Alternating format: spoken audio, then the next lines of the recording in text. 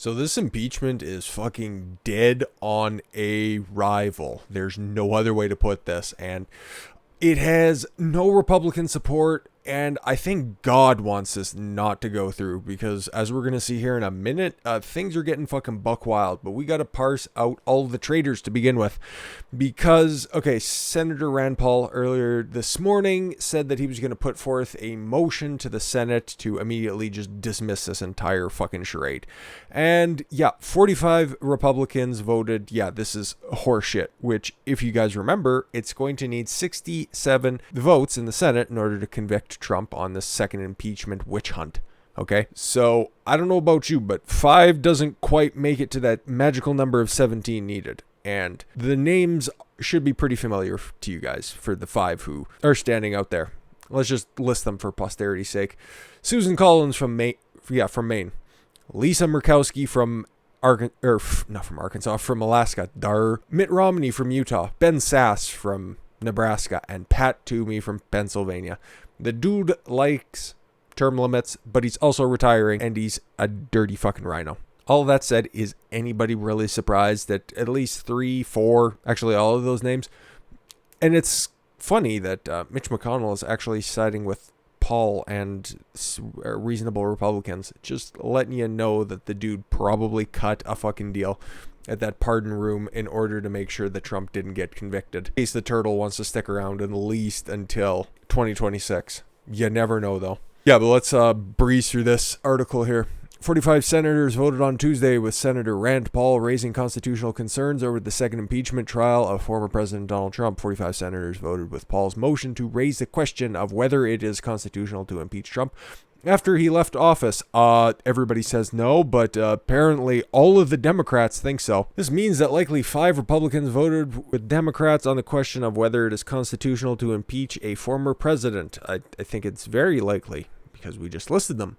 And yeah, the Turtle Man himself voted with Paul on the motion that the impeachment trial is unconstitutional. This vote likely serves as a proxy vote on the final vote of whether to convict Trump on the question of incitement and the question he incited an insurrection during the January 6th riots. Derp.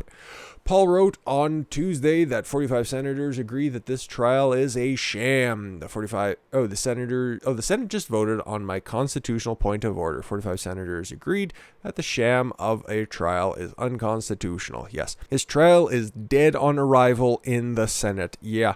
And it would take a significant amount of swaying and presenting evidence, which I think the prosecution in this context is going to have a bitch of a time. And before we move on, gotta touch on what Rand Paul had to say before he called for the vote, because it was pretty genius.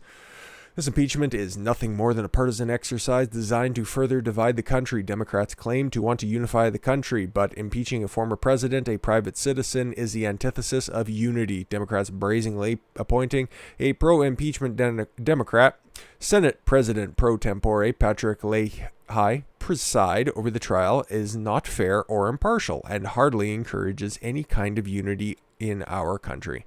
No, unity is the opposite of this travesty we're about to witness. If we are about to try to impeach a president, where is Chief Justice? If the accused is no longer president, where is the constitutional power to impeach him? Let's ask Mitt Romney. Let's see if he has anything to point to. Mitt? Nothing. Cool. Private citizens don't get impeached. You're goddamn right. Impeachment is for removal from office, and the accused here has already left office. Yeah, exactly. Hyperpartisan Democrats are about to drag our great country down to the gutter of rancor and vitriol, and likes of which has never been seen in our nation's history. Sounding a little Trumpian right there. Likes of which we've never seen in history. It's the greatest impeachment. It's the greatest scam we've ever seen. Instead of doing the nation's work with their new majorities in the House, the Senate, and the executive branch, Democrats are wasting the nation's time on a partisan vendetta against a man that is no longer in office on the basis of Orange Man bad.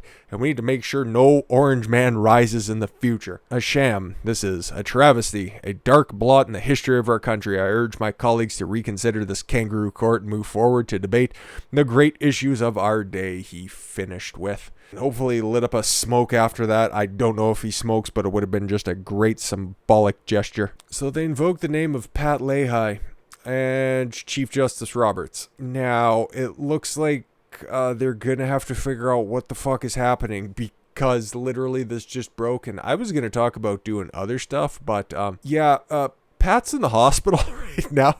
He can't be reached. He's fucking 80 years old. This is not good. I don't think he's going to be rebounding in, 12 days' time? It'll be tough. He might be able to do it. But holy fuck. Like I said, I don't think God wants this impeachment to happen. This evening, Senator Leahy was in his Capitol office and was not feeling well, a spokesperson from Leahy said in a statement. Out of an abundance of caution, the attending physician recommended that he be taken to a local hospital for observation, where he is now and where he is being evaluated. The 80-year-old Leahy serves as a Senate's the president pro tempore. Holy fuck. I think I need to be hospitalized.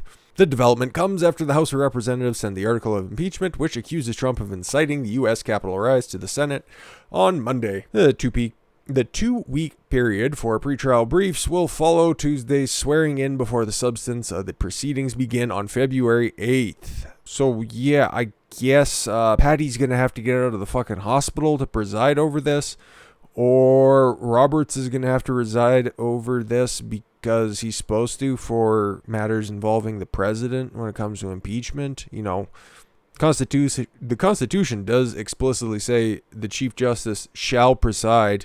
There's not really a lot of wiggle room in the fact that, you have to do this. But if you're Roberts, you figure out different ways in order to skirt your responsibilities and wear one in private. But yeah, this impeachment trial is destined to just fall flat on his ass. Like, okay, 45 members of the Senate, and obviously the Democrats vote as a bloc, which is something that you can, attribute to them as being some sort of a laudable attribute, I suppose. But in this context, whatever. That's the most they'll give them. Pretty much everybody else is behind them on the Democratic side going forward with impeachment because TDS is one hell of a drug. But it also shows that most Republicans realize that this is a total sham. And even Nikki Haley, somebody who's probably going to be up there on that primary stage in 2024, is saying, you know what? Democrats really need to give Trump a break here. After telling the RNC his actions will be judged harshly by history. That right there is some prime political double talk, if I do say so myself. Okay? In private, alongside her confidants, she will tell you one thing, but in order to make a public statement, after, of course, most of the support was coming out of the Senate for President Trump, she has to play both sides. That right there is the epitome of people you don't want around come 2024. These are the type of people you have to remember their actions during this time, because they will be judged harshly by history by not having a job in 4 years' time. Well, we know Toomey won't. Murkowski will probably get primaried by Sarah Palin. I'm hoping, I'm praying. That'd be terrific. You're doing a really good job as governor of Alaska. Okay. Before stepping down to run with probably the most unsuccessful candidate in history. Well, modern history. Mitt Romney. Don't make me laugh. Suzanne Collins. I think that she'll just flip to the Democrats eventually at one point. Like, come on now. Because, hey, they spent almost $100 million trying to unseat her in Maine in 2020, and it didn't really work. So, if you can't beat them, just join them. And Sasse. Fuck off. And let's not forget about Mr. Little Marco Rubio, who's right there, just a little bit off to the side and down that little strip there with the popular stories. Trump, private citizen, can be criminally prosecuted for riots. That was his justification for voting to not go forward with the impeachment proceedings on Trump, because he can be tried civilly. He's just another one of those neocons who has a public and a private persona. Never forget, never forgive. But that'll wrap it up for today. Weird day news, but I was glad I had an opportunity to break it down for you guys.